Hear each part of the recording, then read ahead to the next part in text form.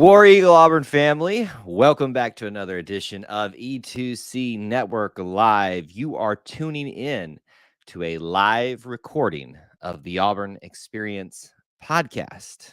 I, of course, am Kyle. I am the host, the editor, the owner of the E2C Network. And thank you guys so much for tuning in tonight. As you can tell, I'm by myself at the moment, but we have a individual that you're very familiar with if you've been here on E2C Network for quite some time, Mr. Austin Scott, that will be joining us shortly as soon as he can get into the stream.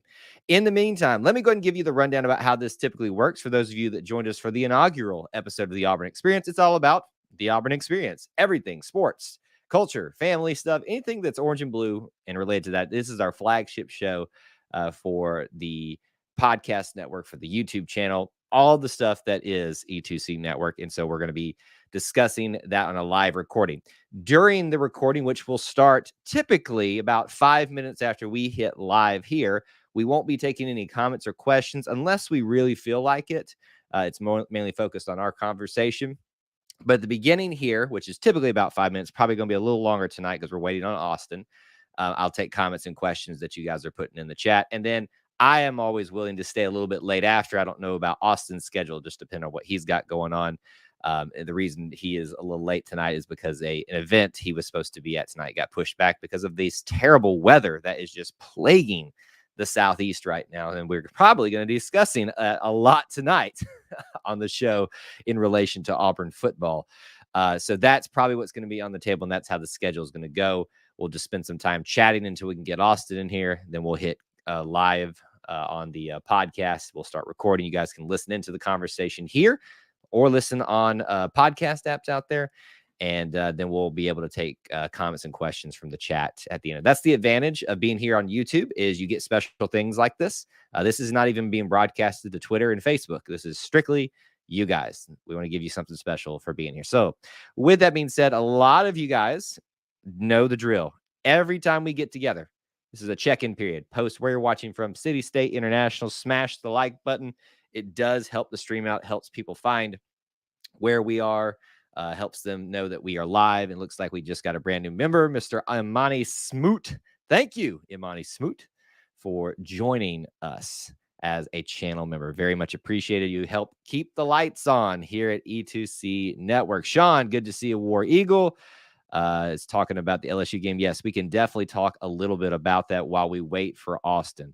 I'll probably remind a couple of people as they get into the stream here this a couple times. We are waiting on Austin to get here. He apologizes. He has had a very interesting evening schedule-wise. Typically, we like to record these or hit the live button at about 9 Eastern time, 8 Central.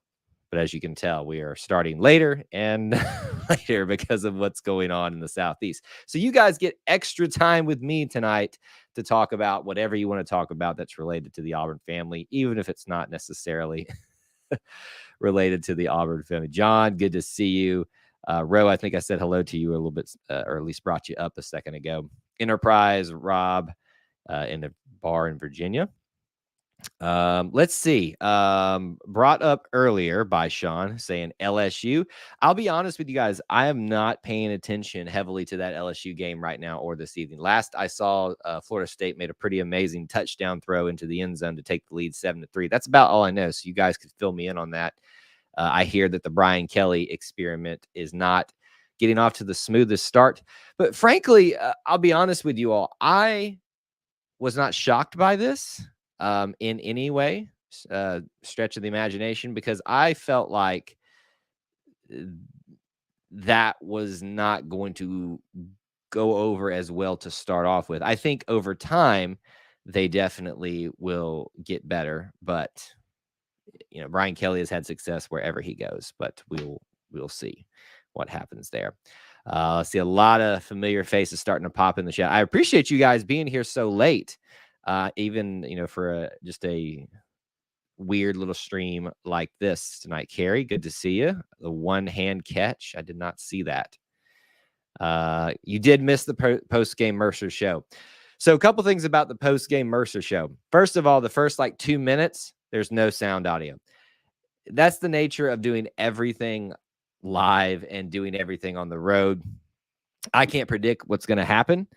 And sometimes you can do every setting the right way and it still just craps out on you. So for the first 2 minutes of that, you don't hear any audio. We correct that situation and move forward. But regardless, we still had a good time discussing. It was very late, as you can imagine, after the not rain out because we finished the game, but the delay of the game. LSU quarterback Daniels is pretty good. First couple plays that I saw of him looked pretty decent.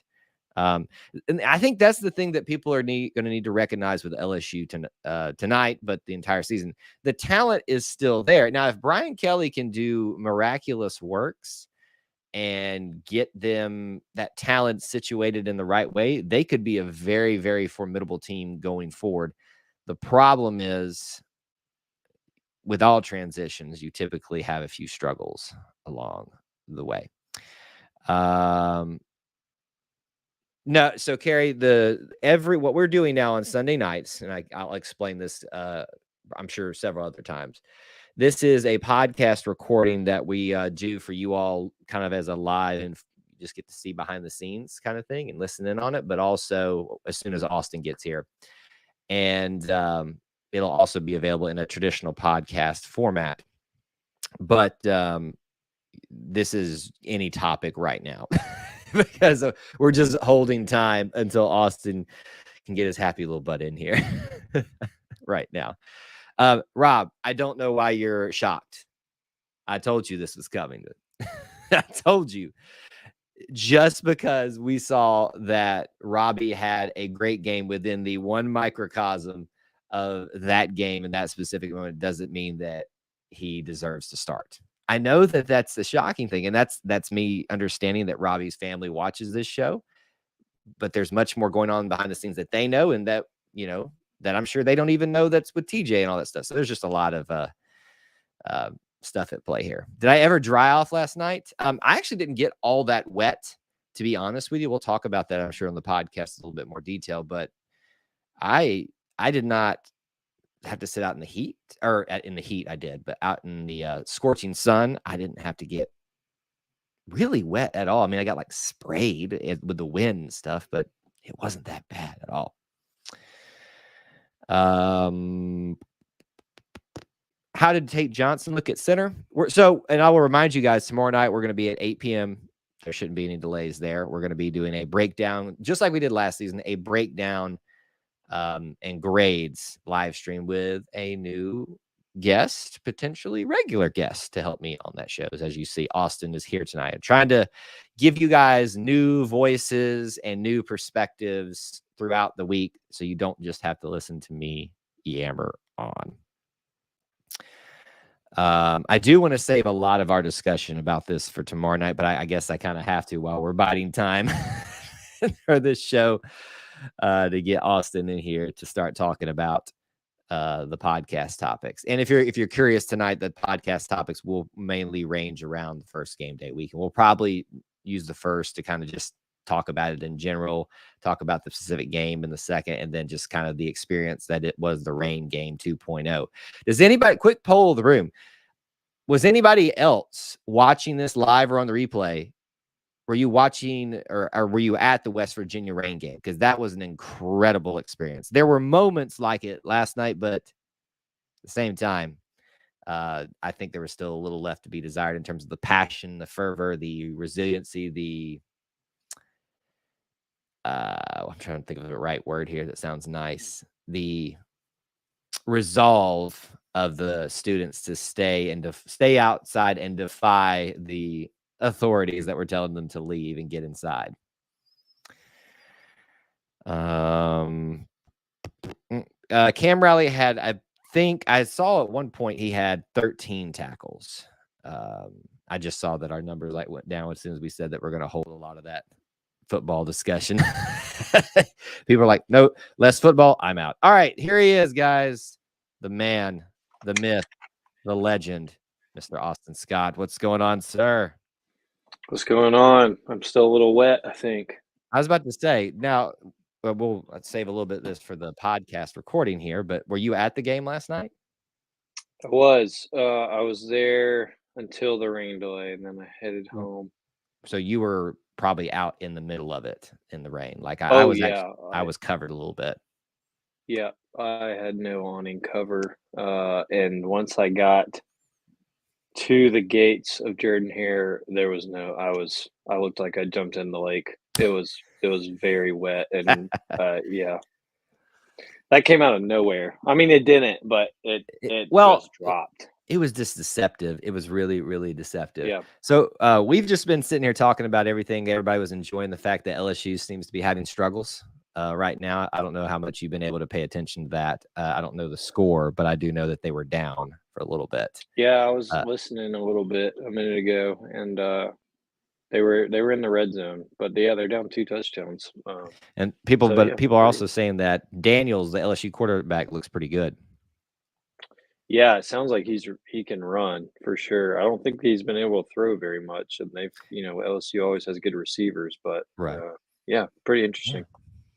Well, Austin, I thought, and I was kind of pulling the curtain back for everybody here, our topics tonight would really centralize around first game day weekend. We'll probably just kind of open up with that. And then the game specifically, we can talk a little bit about. And then obviously we'll maybe dive even more into the rain game 2.0. And if, the memories of that one and how that went down the first time around, or at least in the modern era. Do you Sure. recall, were you a part of the West Virginia game at all, like in any way?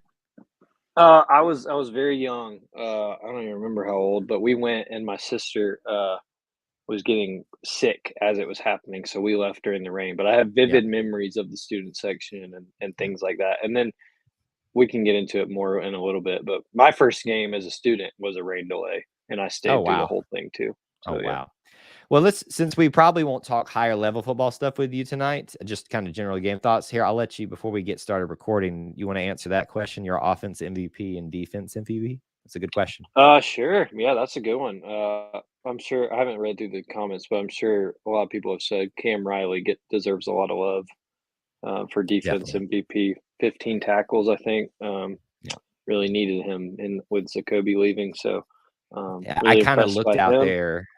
I thought Zagobi was out there for a minute. Yeah, he's huge. The guy's huge. Um, and then offense, I mean, it's hard to pick between Tank and Jarquez, but both of them just really good. I think I'll go with Tank just because he did what we expected him to do, Yeah. and we couldn't always say that last year. Yeah. I don't think. There you go, Carrie. I'm with you. I don't think like it's easy to put into words how you sit for an hour and a half in the locker room and first play out, God, you just make 3 guys lose their ankles and run 40. Like, that was impressive. So, it was yeah, very, very I'll go with impressive. Tank, Yeah, that's good picks. It's probably the easy ones too, but that doesn't mean that they're wrong. definitely. Yeah. So again, as a reminder, folks, even though we're starting a little bit later, the traditional thing we do here is about 30 minutes discussion. I'm going to go ahead and put up the reminder for you all that we are not taking comments and questions traditionally. There may be exceptions to that. But this is a recording of a podcast that you can listen to now, or you can come back and listen to it later, or listen to it on the traditional podcast format. Even start, I think I'll have it up like midnight tonight, probably, or somewhere around that range. And you guys can check that out there. And so we're just going to have fun with it and talk about the whole Auburn experience. You ready, Austin? Let's do it. Let's do it. Here we go in a countdown in 3, 2, 1. David Housel said it best: the whole of the Auburn experience. Yes, it involves Auburn sports and a lot of it, and a lot of football. Let's be honest with that. A lot of Auburn football. But it's much more than that. It's much more than a university filled with great academic programs. It's much more than a town filled with some of the best food. It's more involved even than just the location that Auburn finds itself in. It's all around the country and all around the world. The Auburn experience is as simple as a hello with a war eagle.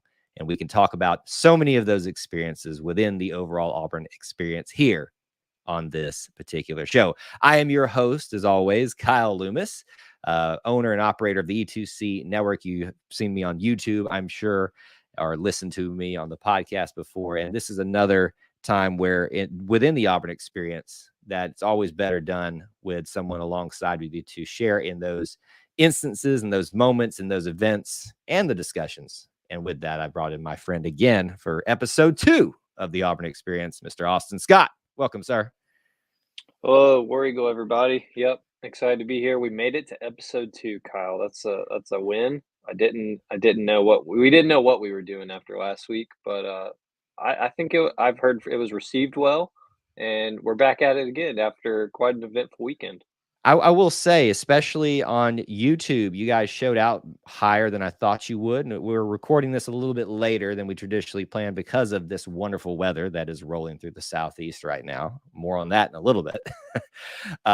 It's just been an interesting weekend. And we had so many people show up last week, and I'm happy to see that there's several people back to watch this live on YouTube be recorded, but maybe several of you are listening on the regular podcast format there. So thank you guys for such a great response in episode 1. And that's kind of what all we hope for is people that want to talk, obviously, some Auburn sports, but hopefully a much broader perspective about what it means to be part of the Auburn family. What Austin and I have on tap for you tonight is just a focus of the first football weekend for Auburn. We're going to talk a little bit about the game. We're going to talk a little bit about the rain and just everything in between.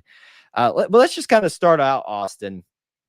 First game weeks, how would you, just high level stuff, maybe not minutia detail, how would you rate this first game weekend compared to others? Was it like as good as expected, lower? I know the rain kind of factors in there a little bit. What's your overall thoughts on the game weekend?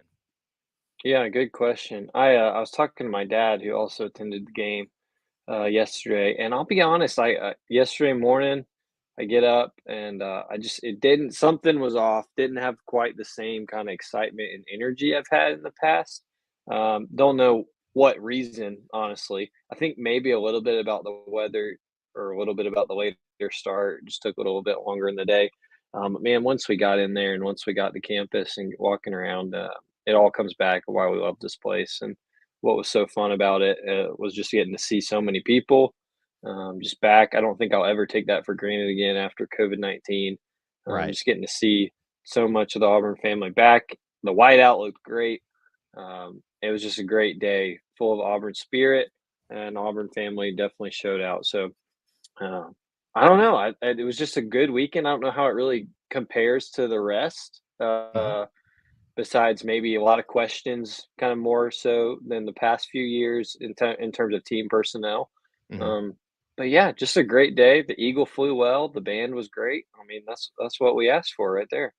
Yeah, there really wasn't anything that went wrong. In fact, I would argue that the whole weather situation Yeah, basically cooperated about as much as it could, to be honest with you. I mean, I don't let's just we'll come back to the experience later on in the show about the game, rain, and all of that stuff. But I don't know, Austin, if you were watching the forecast all week. It was, I think at one point, the high on that day for rain was like 65. It came down to like yeah, randomly, like on the Weather Channel app, a 58% chance rain. And it just kind of stood there. And then and it was going to start on Friday afternoon. So I'm kind of watching this thing and seeing like, how's this going to affect everything? And slowly, as Friday kept getting further and further into its day, it kept creeping back, creeping back, creeping back, creeping back. And eventually we got to game day and it said, look, it was almost like God said, you know what? I'll throw y'all a bone here. I'm going to stop the rain at about 8 o'clock. That's it, though. I got to let it go after that. And then, boy, did it come down. Again, more on that in a little bit. So I'm thankful for that because I thought this was going to be literally a total washout of a weekend. yeah, Because so much of a football weekend is dependent upon, the tailgating, the atmosphere, the involvement in Tiger Walk, the crowd obviously actually showing up. And I thought, all things considered, the questions and maybe I want to call it lack of hype around the team right now because just of so many unknown things and maybe some less exciting questions out there. I thought everybody showed out. You talked about the whiteout too. Traditionally, I don't see if you agree with me on this. I don't know that Auburn fans want to participate in those things very well. Or, I mean, what's your opinion on the whole whiteout, navy out, orange out concept? I mean, yeah. Yeah, I'm in agreement. I usually hear, "Why do we have to do something for every game?" And I think that's a little bit extreme. I don't think it happens every game. I don't think there's anything next week for San Jose State. It Now, is the they're Hometown Heroes week. I actually have it in my media guide, okay, and I should have pulled that up, but there is but something, but not it is a not a where, yes. sure, yeah, yeah, that makes more sense. Yeah, so I don't think there's much ask of fans throughout the entire year besides an orange game, a blue game, and then the white games kinda come here in the last few, years. So, um, yeah, I it seems like it's a begrudgingly done Mhm. participation, but they still participate, you know? And Right. even in the stripe thing, this I should mention the stripe out. Even though that's a little bit further level and everyone's like, "Oh, what's my section wearing? Oh, I don't wanna wear that." It The still level of always ends up coordination that looking takes is good. ridiculous. Oh, it's crazy, and everybody ends up still doing a pretty good job. So, I think I think it's fun. I think a whiteout idea as, like, the first game is always a pretty good idea because it's always so dang hot.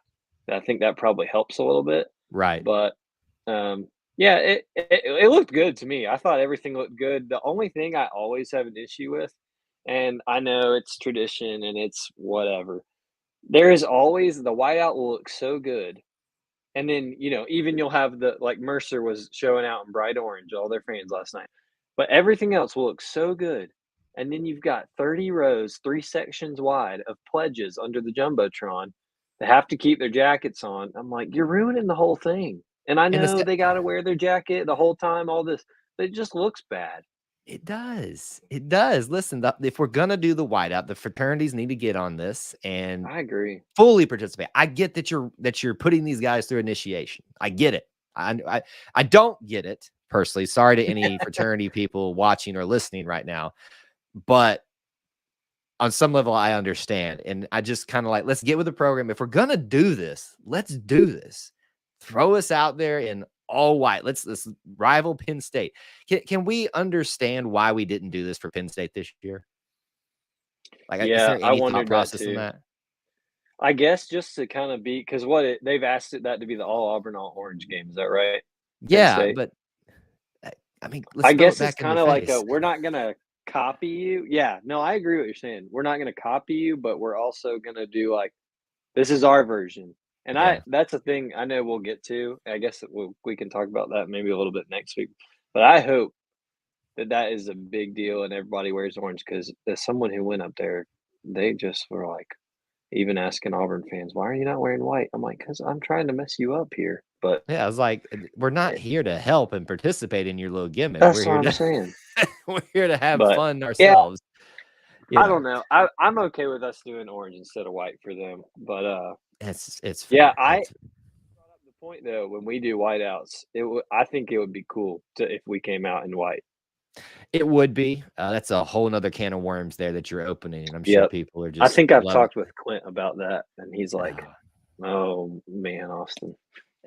I think Clint likes the idea of, those type of things, but the backlash that comes with it sometimes Right. is not worth because the majority of Auburn fans are traditionalists like myself Can and I don't go on a like. tangent Yes, a tangent small away, tangent sir. here Do it. while we're right here? Because this is kinda related.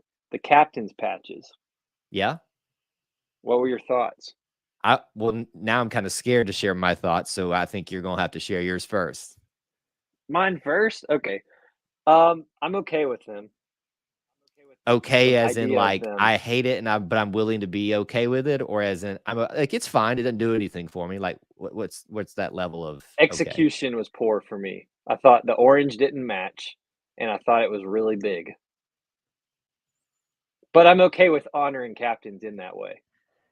I agree. The more when you described what your issue was, I kind of found myself saying that too at times, like, wow, that stands out a lot. I like the honoring part of it. I think it's really Yes. cool. I just You're probably right. The execution was probably there with the captain's patches on there that we saw. So they even did like a feature of how they sewed them on and all that kind of Right. stuff. Yeah, I I mean, like the idea, and something Auburn's never done before. That's a change to the uniform that has never happened. right. I'm even okay with that. I know there's probably people not okay with that. I'm okay with that.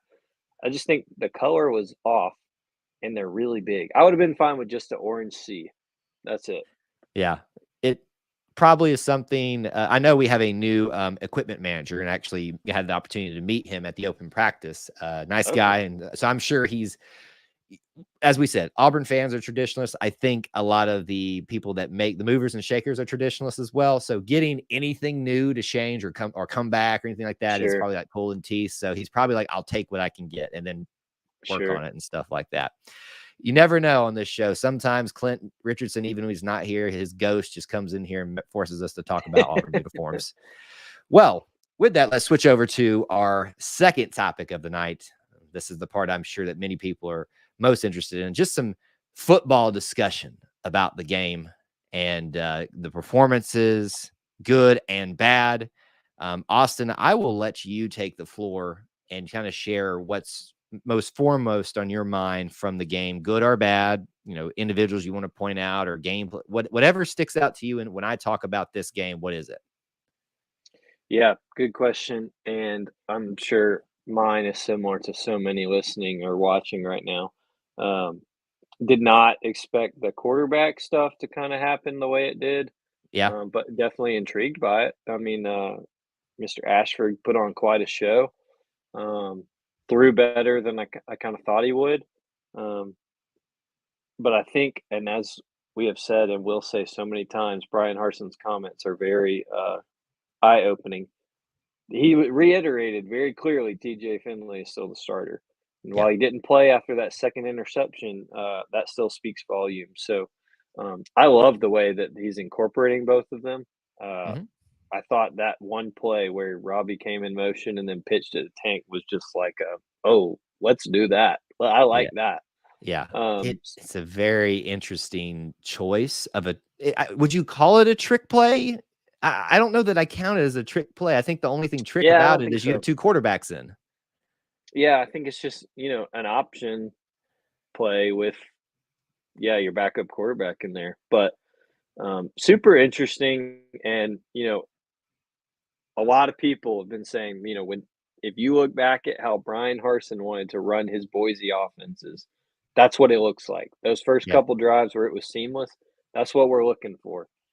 So it was pretty impressive. I was impressed with how everyone navigated it, and players looked amped up to be there as they should be, and offense looked good. Defense looked pretty well too. A little bit of adjustments to screens and certain things up the middle or in the beginning there. But yeah, an overall good game. What you should do to Mercer. I wasn't really on the bandwagon of everyone saying, "Oh, they're going to struggle" or anything like that.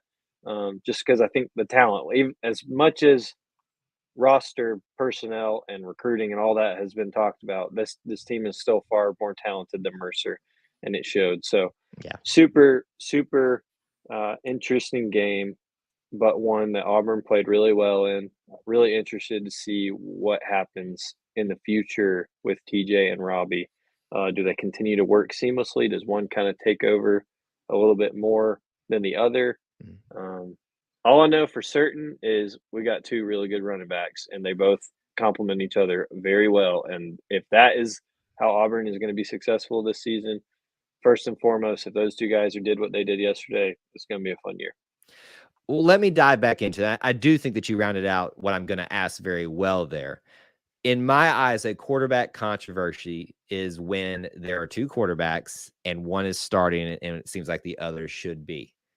We listen to Coach Harsin. You and I both reiterate that a lot. What is your opinion right now where we stand? Should Robbie Ashford be starting over TJ Finley based off what you have seen? Oh man, what a question. I know it's No, loaded. based off what I've seen, no, because I've only seen one game. I don't think that you can go and tell me that from spring to summer to fall, Brian Harsin comes out and says TJ Finley is our starting quarterback, and then after one game, you rip that back from him. I don't think that helps anybody, including TJ, including Auburn, and I just don't think that's right. And so, right, and not even if it's about right or wrong, I don't think that that's the way you should handle that, and I don't think that's how the coaching staff's going to handle it because it was a few hours versus what you've seen all summer. And now, as they've said all along, they've had a package for Robbie, and whether that was the package or not, I don't really think that was the package that he was going to play like basically the entire second half. But you had the package with him, and that was your plan all along. So I think he's still a starter. And if things continue to shift, and it looks like Robbie gives them more of a spark than TJ does, then that's something that I'm sure they'll talk about. But Mhm. I don't think that TJ, after what I have seen, deserves to not be the starting quarterback. I would agree with that. I think TJ is still, and I will go off what Coach Harsin says. If he says he's a starter, I'm going to treat him like he's the starter. And I believe we all should too. I know there's plenty of you out there that don't want to. Trust me, I see the comments. We respond to a lot of them. It is fun to have fun with this type of conversation and topic, but I hope we can be supportive of TJ and Robbie too, because what cannot be denied, it was, I don't think it was ever in question. What he provides in terms of spark is invaluable, and just the mere Absolutely. threat of what Penn State now has to prepare for, simply put on tape, is astronomical. Like, it went from them having to watch a guy like TJ Finley not have a decent game statistically minus the 2 interceptions, and now they've got to be like, oh crap, now we have to plan for a set where they're both in, and is he going to pitch it, or is he going to keep it, or are they going to fake that, and then TJ's going to drop back and throw something. I mean, like, the possibilities are endless. So I'm happy that we have very talented and capable quarterbacks, all with different strengths and weaknesses, as we saw some of them in this game. And we'll just keep taking it week by week. Don't write Definitely. anybody off right now. I want to know from you, not that we don't have time to go into every aspect of the football game, but there's no doubt that the running game was solid. But one of the bigger questions this year was the offensive line, Yep. and has been for the last several years, let's be honest. Give me your thoughts on it, because I think if you look at the stats based off how the running backs did, you go, wow, that must have been a great game. And I hear Coach Harsin and the coaches talking about how well they, and the players complimenting each other, saying, I think they did well. I personally found myself at times seeing some old issues, but help me see it through your eyes, maybe a different perspective. It's not that I'm unhappy with their performance. I just didn't see it as good holistically. What are your thoughts? Yeah, in a similar vein, I think I saw some things I was impressed by and optimistic about, and things that I'm just skeptical, to be quite honest. It's Mercer, but at the same time, it's not always been the case. Auburn has just dominated. Bad Auburn O lines have dominated teams like Mercer. You know, Right. there was it was Akron, and whoever they played second or third last year, they were not getting pushed that they did get at times yesterday. Right. So I think there's been some changes and some good improvement. A lot of that probably comes with veteran experience. Austin Troxel looked really good to me, and he has been a highlight in the past. His Mhm. his issues just staying on the field and not getting injured. Right. With Tate Johnson being a new center, I thought he did really well in his first start. So there's definitely different things, but it looked like they gelled. I think I'm just gonna have to be skeptical, as anyone would be, until we get them in live competition where they're not completely outweighing the other team, and is that Right. the only reason they're getting pushed? Yeah. And see, that's kind of what I felt like. I felt like the weight, the skill level it would always be much greater on our side. And I felt like we would get more at times. So what I'm kind of getting at is, I felt like the athleticism, the greatness of Jarquez Hunter and Tate Bigsby overcame some of those lack of times where they didn't get any push. Like, it felt like for a while, Tank wasn't getting hardly anywhere unless he did some magic, like he did several Sure. times. I had one, was it like a 70-yard run taken back Yeah, because of a holding call, which was, it was not on my side of the field. Was it? Did you have a good perspective of it? I didn't. People are saying it was bogus. It probably was. But, it's the nature of the beast that is in these games. The refs are still fresh, just like our players are. They make mistakes too. It didn't really amount to hill of beans in the game. I want to give credit though. I don't think there were any sacks of the quarterbacks that you remember, right? No, not that Of I our remember. quarterbacks. I was actually just thinking about that. Yeah, no, not that I remember. So again, as we saw last year, offensive line pass blocking is becoming more of a consistency in terms of higher level of play, which is really good for a guy like TJ, who's, if he's going to continue to be the starter, needs to know he's got that support. It looks like whatever issues happened, especially with Tank last year, where he wasn't getting a lot of push from his offensive line, but he had lost that ability to what I call absorb, his in one game fixed itself because he absorbed a lot and redirected and went the opposite way. It just kind of kept going and didn't stop. Same thing with Jarquez. So all in all, I walk away from the offensive line going, you know what? I saw some old habits that are probably still being worked out, but I didn't find myself being frustrated the entire game with their performance. And given that Tate Johnson's new, given that Cameron Stutz got his first ever start, given that Killian Zaire got his first true start. I don't know if he's ever started in the past, but I know this was a big deal for him because, by the way, his family flew in from Germany, was standing right next to them at Reverse Tiger Walk. And it was really cool. Yeah, they've had like a camera crew following them the entire week, so I would expect there to be some feature about it coming up soon. We'll see something, yeah. It was just really unique, like this family standing over here next to me at Tiger Walk, and then this like reporter keeps asking them questions, like, "Who is this?" And then I realized I heard I believe he's German, correct? Is my understanding. Yes. So their accents were coming through, and I was like, here you go. So think about it now. Sorry, we'll switch over to our third topic, but I'm just kind of now coming to mind. Think about the nationalities we have, or I guess I should say different cultures and languages. You've got French and Jeffrey Imba. You've got German and Zaire. You've got, I'm blanking, Australian in The Wonder from Down Under. And I'm sure there are many others that I'm just glossing over here. We used to be like the team of royalty names, king, queen, prince. Now we're just the international, smorgasbord of cultures and languages now. So that's the different angle that you can take for that. That's right. I like it. And now, hey, we'll plug the show. I think that plays into the Auburn experience. That's right. Absolutely. You can find Auburn people anywhere, and you can find a lot of people from all over on Auburn's campus at any time of day. So might as well show up on the football field too. Absolutely. You should. It should be that way, and I'm glad that it is. But let's dive into our last topic for this evening. We can about the game specifically, but about a certain element of the game and what I am. Let me just ask you. I know you weren't at the West Virginia rain game of 2008, 9, because it was Gene Chizik's first year. So yes, I was there, and I'm sure I've talked about that a lot on live streams and stuff lately. So people are like, "Shut up, Kyle. You talked about it enough." But in your opinion, from someone outside perspective who didn't experience it personally, would you say that this is comparable to what you saw, what you've heard about the rain game of West Virginia? Yeah, good question. And we had talked earlier, but I was there. We just left right as it started raining. So in terms of the level of rain that came down, yes, like that was a monsoon that just hit. Mm-hmm. And I've heard some different things, and I didn't quite get to see it. The student population did not stay near as well as it did back in the West Virginia game day. Right. I heard the event staff was moving them out, and I don't know if that was an actual thing. I know you stayed. Did that happen, or was it just?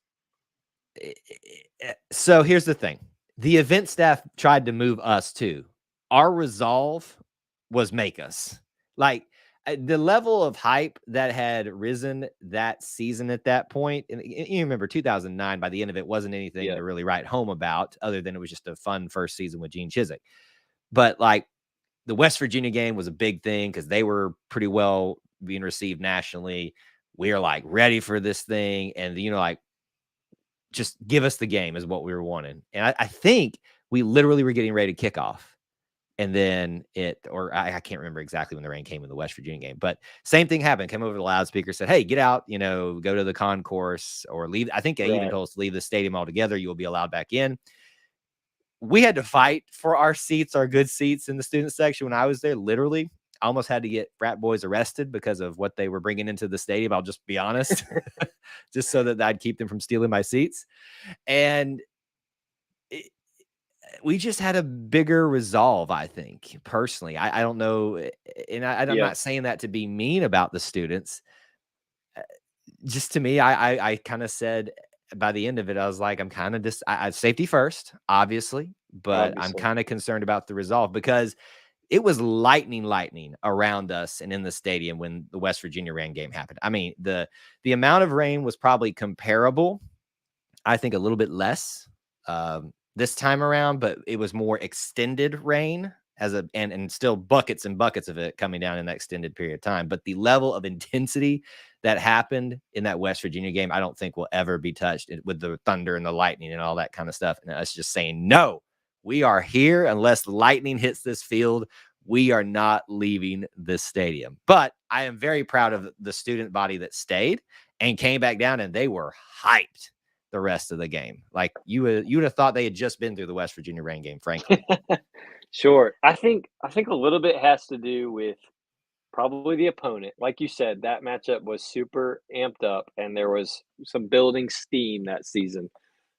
First game, and Auburn's already winning by a bunch.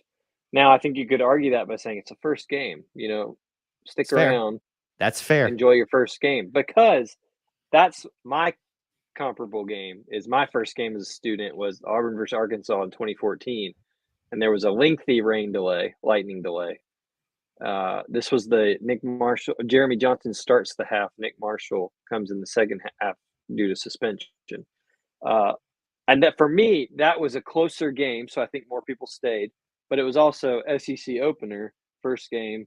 It wasn't, That was a weird non-conference year. or FCS level. Right. Very weird. Lots of ups and downs. But a lot more stayed. So I think it has to do with probably situational issues. But you're a student. Hang out in the rain. You get to go back to your apartment or dorm that's not that far, and Hey, take a nice shower. we were joking on the pledges for not getting color coordinated with their suits. At least the majority of those suited ones stayed, and they were soaked. Can you imagine the dry There you cleaning go. bills? The dry Oh, cleaning bills this week is going to be outstanding for the city of Auburn. I oh, mean, yeah. Now we have a good one in Auburn, and I don't know if I really should say their name, but if you are one of those pledges listening, find me on Twitter, DM me. I'll give you the good dry cleaning hookup, and maybe it won't be too bad. I feel like we've got something shady going on behind the scenes now. This sounds like No, all slightly. above board. I don't know. Hey, listen, what you guys do in Auburn? I mean, I'm not living there yet, so hey, I'm gonna let it stand as long as it doesn't happen on E2C Network time. I will say though, it was fun. We didn't get forced out. There was a moment where it switched over from the main PA announcer saying the regular announcements of please exit the stadium, that it was a more stern lady. And I thought that was going to be the moment that we were ushered out, and we just kind of stood there and nobody ever did anything about it. So luckily our seats were already under the overhang. It was great seats, by the way.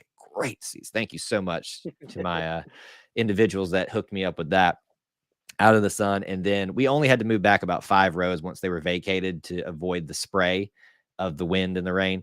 So I enjoyed the heck out of it. Of course, I took the opportunity instantly to take a video and put the, song "Have You Ever Seen the Rain" Of over course. that. I mean, I was surprised. Like, I was one of the first ones, frankly, I thought, to put it out there. I was like, how are people not jumping on this? This is like circa 2009 stuff right here. Come on, we got to relive that moment. I heard it It was, eventually did get played, but it took longer than expected in the stadium to play the song. to the credit of the students, to the credit of War Eagle Productions, and everybody else who manages that. As soon as the students were allowed or they started coming back in, they hyped it up. I mean, we got that and more. That country song about rain, I think it's from Luke Yeah, sure. Bryan.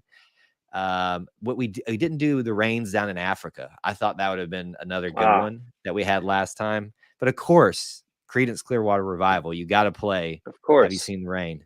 Or Have You Ever Seen the Rain? Because it's just the perfect song. And so we're all like swaying back and stuff. I mean, to me, I was more into getting soaked then. And so I didn't care. I even stood. Okay, funny. I know I've talked a lot about my experience with this, but this is bringing back all these memories. It rained so hard, so quickly. The water coming off the upper deck into the student section was a legitimate waterfall. Like you tried to Gosh. stand underneath it and it would knock you down. And so we tried to go do that. And I got right about to the point where I was about to be under it. And I said, you know what? I know the things that are on the ground up there in that upper deck. Ooh. I don't want it to sound grosser than it actually is, but it kind of was. So when you really start thinking about what you could be like ingesting if it got in your mouth and stuff, it's kind of like, Yeah.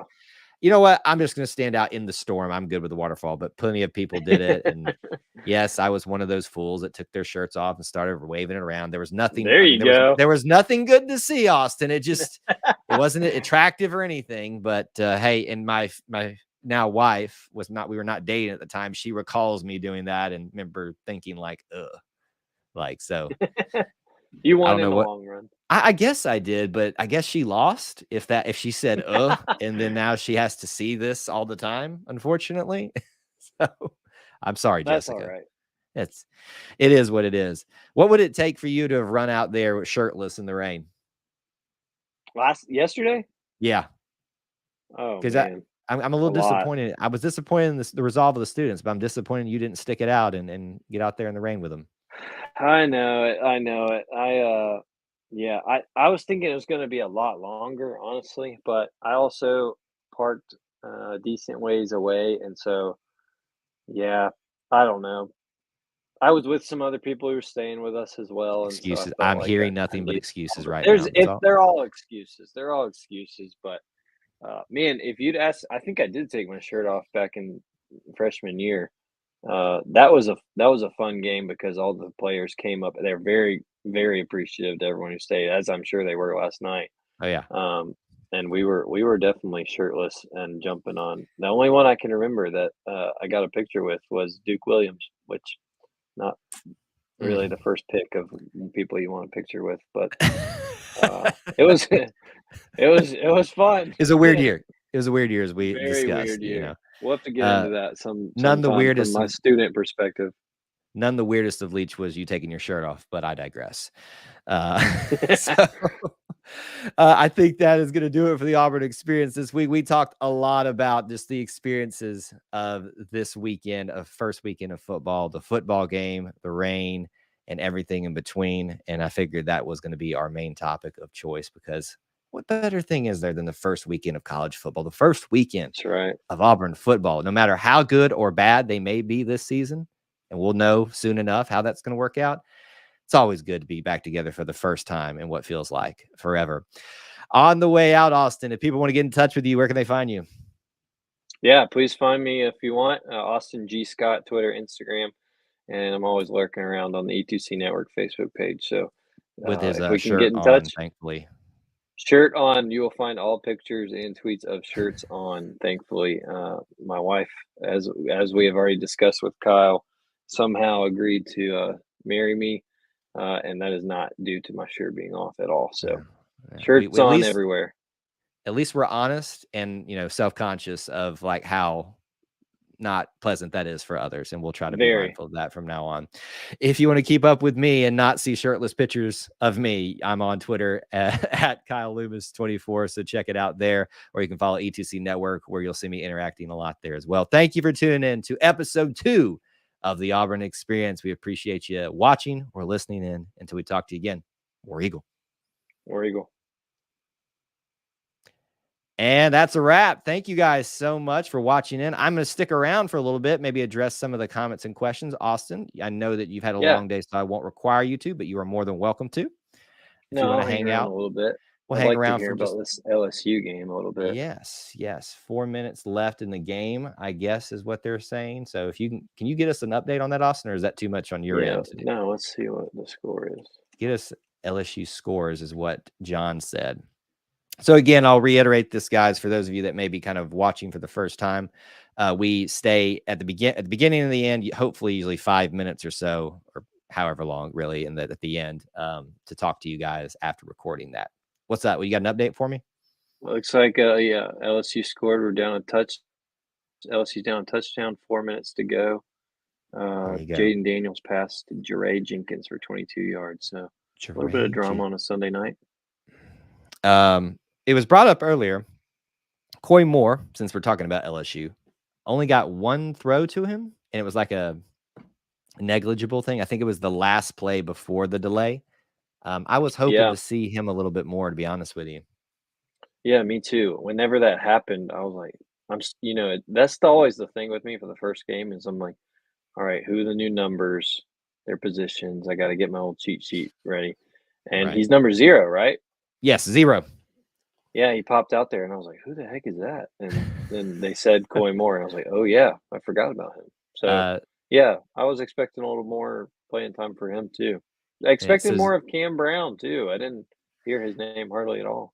well, I was not surprised when we didn't hear his name called a lot because of the open practice, he really dropped a lot of balls. So it's not that I think Oh, that they're yeah. punishing him, I just think that other guys showed themselves over the course to be more reliable, frankly. That's just Sure. me. Um, kind of a good perspective here, I like a wait and see attitude. I think, honestly, we are at that point where you need to take a wait and see attitude to Auburn football right now, on all perspectives. Just Definitely. just enjoy it when it's good. Understand that there is a high propensity for it to also be bad, and it'll be much easier if it does turn that way. But I had there. Hey, there's Devin. You missed the recording. Well, it says that was awesome. Okay, I thought you Yeah, said she you was in just there. got here. Good, good. Glad you were able to listen, and we hope that it's enjoyable for you all because we're trying to just give you a broader experience. Apparently, FSU's defense is good, which Mm, it's Mike Norville, right? that's right. The head coach. I don't know who his coordinators are. The offensive coordinator who we had, Dillingham, Dilly, is now at Oregon. Yeah. Ooh. Yikes. Open that can of worms. Now I've got given everybody free reign to dog on Yeah, Bo. We're not tackling that's that. on Just you. that's not That's we're on not having you. it. We're not having that. Um, who is the defensive coordinator? I feel like I should know this. Adam Fuller is what I'm seeing. No, I don't know that one. I don't know who that is. I will say that's refreshing from a time where, Jimbo was the head coach and it was offensive focused. Um, do you think FSU's ever going to get pulled back into or not back into, but in the SEC? Who knows nowadays, right? I mean, maybe with I think that they're a logical fit, right?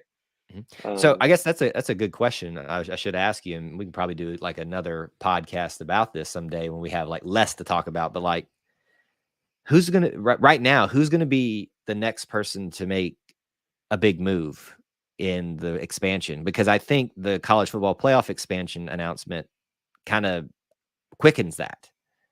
So is it going to be sure. the Big Ten that strikes first, or is it going to be the SEC that strikes first? I think it's still the Big Ten. I think they're still active in it. I don't get the vibe from Greg Sankey that they're really, they're pretty content. And why wouldn't you be content with where you are with the amount of money you're bringing in? And you've got, it doesn't matter if the Big Ten keeps adding. You've still got the best teams in the SEC right now, top to bottom, I think. Mhm. So I think eventually they might force their hand if the Big Ten gets to be 20 teams, then maybe I don't know, but um, I'm I think it'd still be the Big Ten moving. I think Notre Dame is probably if they decide to join a conference, that is a big domino that falls.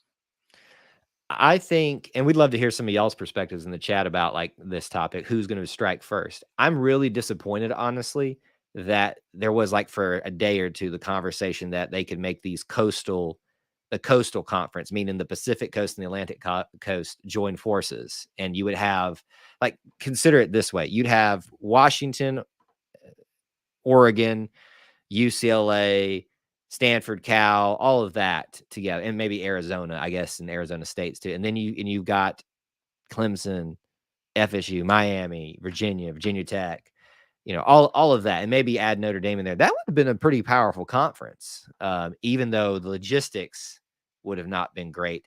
That's still what I can't wrap my head around. How is this going to work with UCLA and USC being in the Big Oh Ten? gosh, I don't know, and I know everyone likes to think about it from a football perspective.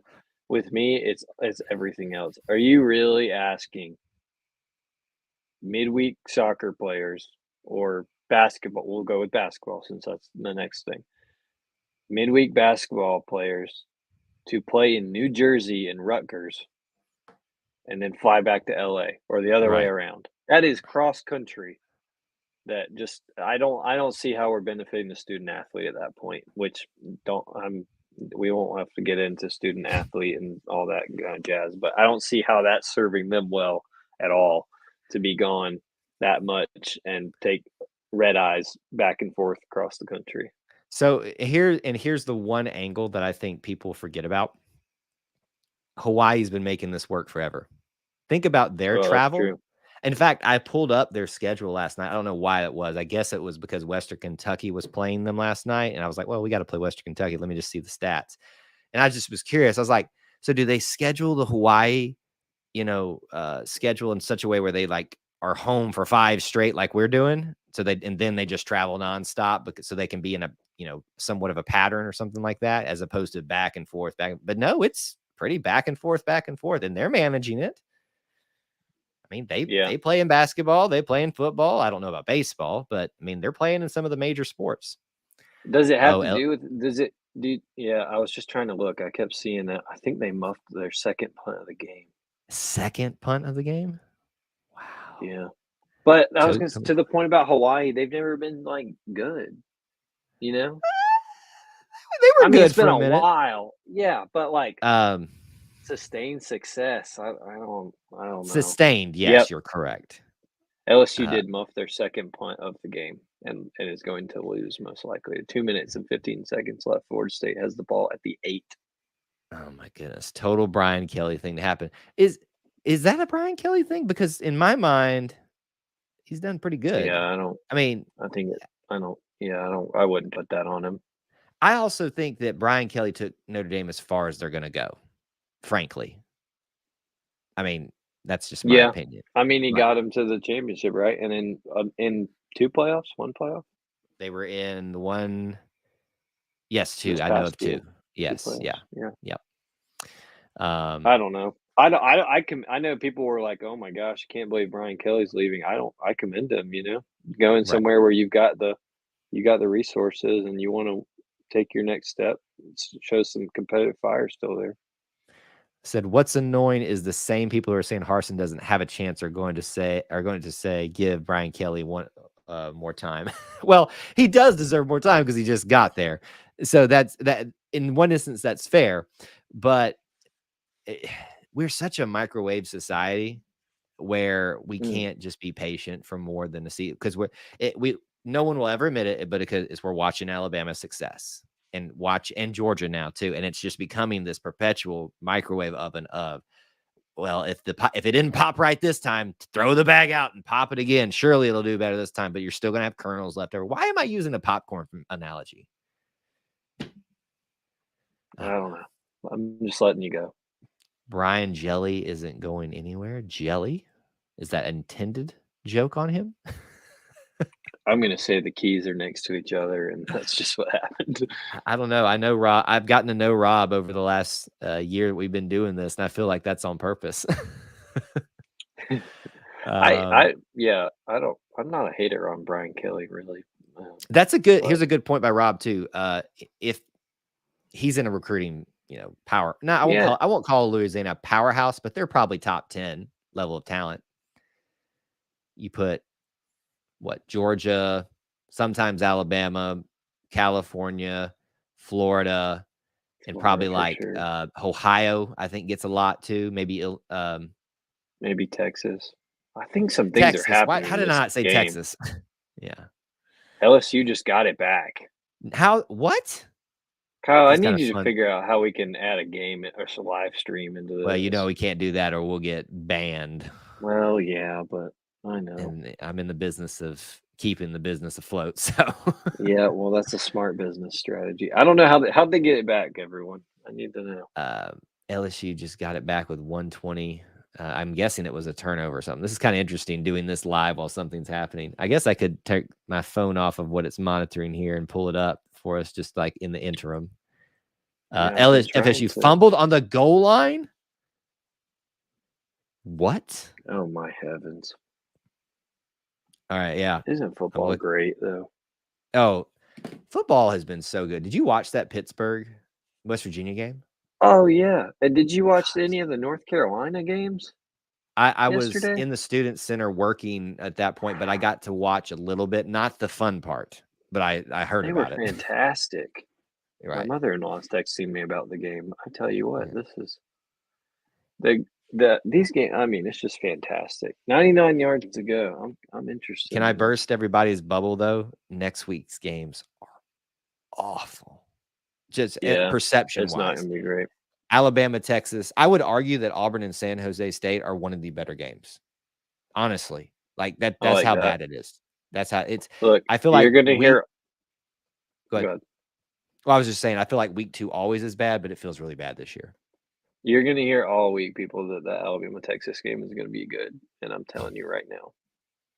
It, mm, Um 11 a.m. mhm. There's gonna be a lot of horns down. That shows you the ignorance of people sometimes that they're basing their opinion of the SEC based off of one school. Let's see y'all do that, and I'm about to say this, and I'm not sick. Let's see y'all say that against Alabama and Georgia. Mm. You're choosing to base the SEC off of its mid tier right now, and LSU at best is mid tier right now, and Auburn And finds before himself there. tonight, the SEC was 13-0 this weekend. So Really? I don't really Oh know. yeah, because Yeah, everybody won. Vandy beat Hawaii. Yeah, pretty convincingly. Well, Vandy had a game yesterday too. They beat Elon. All right. You want to make a commitment to see this LSU game, and then we'll head out. We got Yeah, 41 let's do it. seconds left. Have you got it pulled up in any way for you to watch or No, no? I just have like the ESPN All ticker. right, I'm so trying to. I'm gonna do play by play here as we try to All talk about it. right. Brent Musburger here, and then Well, easy. I know, can't be inappropriate. All right, so we got like 41 seconds, I think it is, and I guess 99 yards is what they've got to go. Goodness. How do you feel about them having a kickoff game in New Orleans? It feels like everybody's got a kickoff game now. I'm okay with it, but they like are calling it the All-State Louisiana Kickoff, and I'm like, so is LSU going to do this every year, or I know it's what or it's Southern just kind of Southwest best yeah, teams. Okay, all right. So they got an out route. it's going to be interesting. They got their first throw was a first down, about 14 yards out route to number 7. Is Butte still on this team, right? Keyshawn Butte? Oh yeah, I don't think he's had a catch tonight. I got it That up may now. I forget what number he is, but that may have been him because they're He's sticking. 7. Yep, that was Tate. Is it Keyshawn or Tayshawn? I can't tell on my phone. Keyshawn, It's you not had it. Keyshawn Butte. Yeah, that was him. So you got it up right now? You're watching it? I'm watching it on my phone. Can't put it up on the thing Okay. or we'll get in trouble. Yeah, Oh, no. I got 29 seconds. Is that where you're at? I got 29 seconds. That's where we're All at. right. What do you guys think about all this so far? I know we're all kind of watching it now. Everybody's like watching it with us, and everybody's just focused on it. I think they're going to come up just short, probably. I think they're going to Yeah. throw some. All right, yeah. If you're watching the chat, looks like they're a little bit ahead. Yeah. TJ Finley would be the LSU starter if he stayed. I don't know. No, I don't think so. Not if they still had this kid, whoever this Yeah, this kid kid they're playing looks from he looks pretty good. from Arizona State, right? Yeah. Golly, Was they it got Arizona some big State? linemen. Wow. Yeah, I think he came from Arizona State. It's another person that tried to leave. What was the guy's name from Arizona State? We tried to get his offensive coordinator. Oh gosh, the mess that was Zach Hill, I think. That's what it was. I remember when that was like almost a done deal, like that close. Yeah, me too. And then Austin Davis. We thought we had it bad then, and then Austin Davis 2 weeks later. What an Yeah, off and season then it was. we thought it was bad then, and then 3 weeks later, we're not just trying to oust the offensive coordinator. We don't have to go there tonight. Yeah, Benjamin, I agree. They promised to make sure they promised Tank. Obviously they got him to stay. That they were going to focus on him, and they did that. And I was kind of worried about it for him, to be honest with you, because he just wasn't getting a lot. Jarquez was getting all the hype, because he was scoring the touchdowns and having the bigger plays. Oh, I'm at 20. I'm at 25 oh, seconds. oh. Oh, are you ahead of me? All right, I think I'm just a tad ahead of you, I think. FSU defense collapsing, 30 yards to go, 15 seconds. Yeah, y'all are ahead of me. Why am I so behind? Yeah, he just spiked it. Okay, I must be on the spike That kid's right got now. some wheels. Is it Robbie Daniel, Ashford wheels or same or? He's slippery. I don't know if he has the speed, but he's slippery. All right, if you're still watching, we are going to just see this game through since it's got 7. I'm at 7 seconds now. Oh, and there, of course, there's an injury. I'm at 14. Where'd you get a 7? I finally skipped it. I think now the FSU guy got up. You're at 7 seconds? Yeah. Oh, wait. Now it's 14. They just jumped up from 7 to 14. That's really weird. Interesting. I know this doesn't make for a great live stream, but hey, it's happening. If everyone else is watching, then we're good. Auburn won again. Is it over? Need your help there, Rob. What does in your eyes, how does Auburn win out of this? Is it LSU losing? Because frankly, I kind of want LSU to win.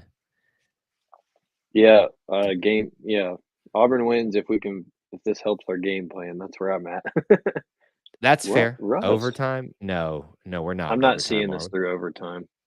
Oh, yeah. Well, if it hits overtime, we'll end it and let everybody go watch it tonight. But that's the nature of this beast. This is I love the sport. Wow, they are folding. All right, so I'm at 10 seconds. There was an out or a back shoulder. Yeah, I think we're online now, or we're on. The chat's gonna ruin it for us. I think it's boot. I know. Don't ruin it for us. Just don't look at the chat. Y'all have your fun in the chat. Don't look. This is kind of fun. Oh, all right. Drops back. All right. Oh. This quarterback showing a little moxie. Oh no! I just looked at the chat. I shouldn't have looked at the chat. I'm about to watch this. Oh my goodness! Oh man! Oh my goodness! Oh no! Well, I guess I did see that. That's bad for us. Bad for them. He was celebrating. Yeah, he like jumped up weird and landed on his knee. Well, all right, 2-yard line. I'm not looking at the chat. Oh, okay, I'm not. Yeah, I'm not Florida looking at the chat. State took a timeout. Can't look at the chat right now. This is kind of fun. I kind of like doing this. We need a game every Sunday night. Apparently so, yeah. Well, it'll be the NFL soon enough. That's why this is even happening, because there's no, this is like, I guess, the off week in between preseason and. All right. Do you like that they do a Monday night game on the first weekend? It's fine. I don't dislike it. Who is it tomorrow? So it's not much, but Clemson, Georgia Tech. Oh well, see, then I kind of hate it. In the Mercedes Dome, like Georgia Tech's like down the road. So is Clemson, for that matter. Yeah, I mean that is. I would say Georgia's technically closer. If you played their rivalry game there, that would be the best thing. Yeah. Or no, actually, the closest is Georgia State, literally underneath it. So Georgia State versus Georgia Tech. That actually would be a good game, probably. 1 year in the Dome, 1 year in Turner Field. Trying to get tickets because that game in Jordan-Hare is going to be bananas. You're talking about the LSU game? Well, it always is. Always is. Yeah, that's the truth. I will be on campus. Don't know if I'll be in the game, but I will be on campus. I've watched. We'll be there. Hoping for a nice October day. Oh, man. If we can get some nice weather. All right, come on. Let's stop with all the penalties and all that. We got to review. Dadgummit. Are they going to say he didn't get out? Oh, if LSU gets I have it on mute. Oh, if LSU gets beat by the clock. I kind of want to see the play. I think he is in bounds, though. Russell says that he thinks the LSU game is bigger for Auburn than Penn State. You agree? Well, in terms of kind of in the SEC landscape. If he's talking about it that way, I would agree in terms of who fighting for who's legitimate in the SEC West for the rest of the year. Yes. In terms of perception, I think I don't know. It'll be a CBS game probably too. It'll probably be the 2:30 game for LSU. So that'll be a nationally viewed and focused game. So they say his knee may have been out or down inbounds. Is that what we're looking at? I think so, but Florida State called a timeout, so what does it matter? Well, Like, the clock's not they'll have to get but lined up, but the clock won't stop until they but if there has to be a runoff, right? Is If let's see. That man's not, I don't think he's down. the ruling on the field, did they rule? I would assume that they ruled he was out because, well, no, if Florida State, why would Florida State call Ball a timeout? carrier down out of bounds. That's what I'm wondering. Okay. Rankings will be higher in the LSU matchup, I'm thinking. That's fair. You're probably right. If Auburn runs the table like we think they're capable of, then yes, that's fair. LSU's tight end is Jason Taylor's kid. Do you even know who Jason Taylor is, Austin? Well, I don't have a clue who Jason Taylor linebacker, I believe, Miami Dolphins. I can't remember what college he played for, but he was. Oh, wait, did he go to Akron? Maybe. I don't know. I just know that he was big for the Miami Dolphins. The Saban rule when Malzahn gamed him came into effect here. Did it? Oh, this is random. Rob, I saw when we were talking about fraternities. When were you at Auburn? This is random, but I think you said Phi Gamma Delta. That's my father was that.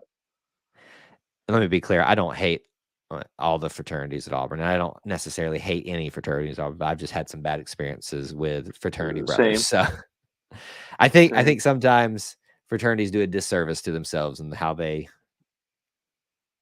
present themselves, especially at games and stuff like that. That's just my opinion, though. God, they're still looking at this. Well, speaking of like how long this is taking, you might be about to bring this up. The last minute of the first half yesterday took like 30 minutes real time. Yeah. Was it Rob said 1998? No, my dad's significantly older. Sorry, Rob.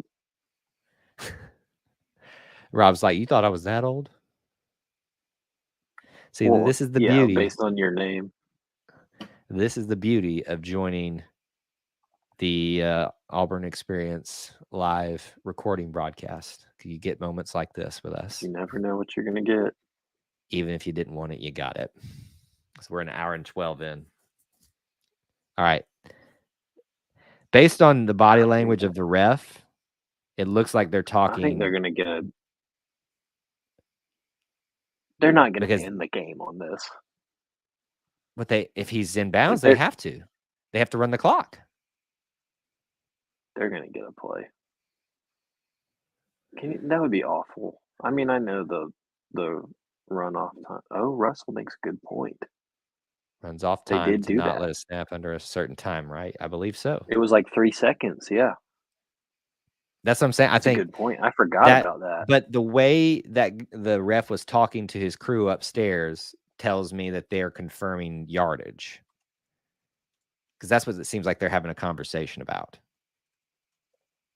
I could be wrong, but there's a lot of conversation going on between. See, like I don't know if you've got the same image right now, but they just showed the booth and he's like talking about.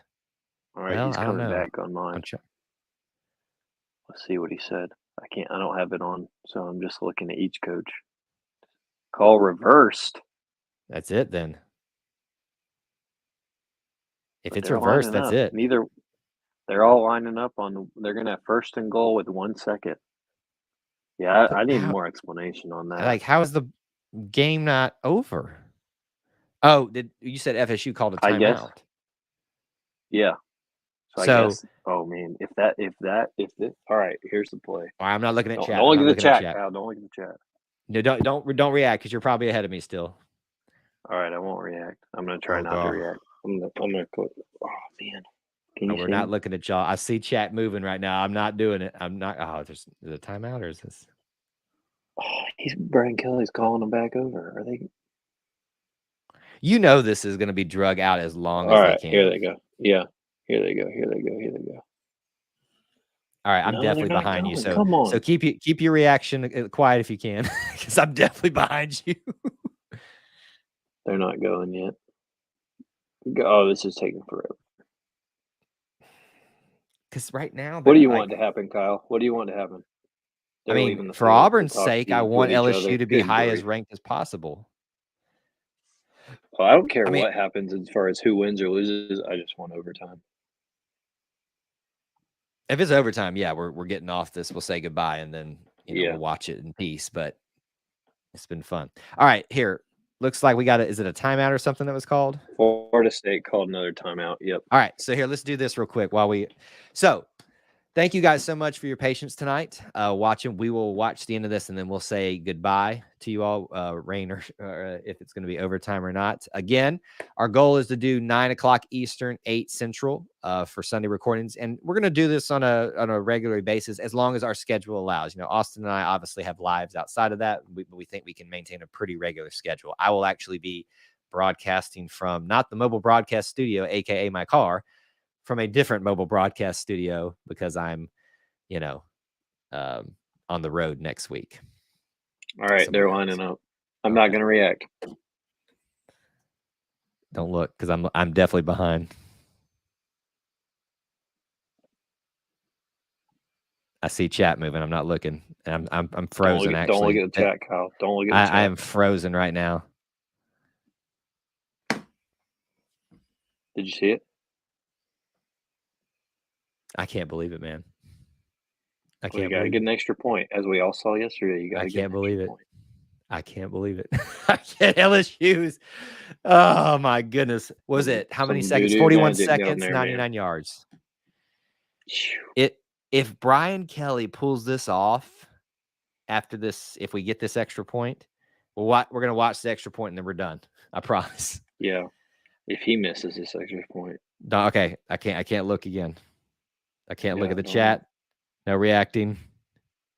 This is my worst nightmare, I'll be honest with you. I'm frozen again.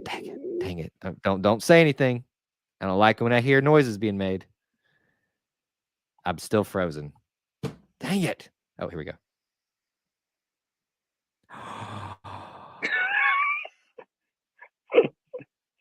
I couldn't help it. I had to make a noise. That's hysterical. Did that just happen?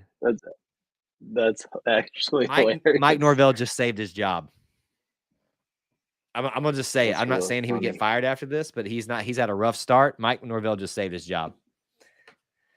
All right, guys, thank y'all so much for hanging out and watching that with us at the end. This is what you get here. We'll be doing this again next week. Tomorrow night, live, 8 p.m., myself and a special guest will be doing the breakdown and grades that Austin would take part in last week, but he gets to do his own thing this year. We'll probably do something like that with him in the future when we get time. But you got your Austin fill for the night. Austin, thank you for hanging out with us, buddy.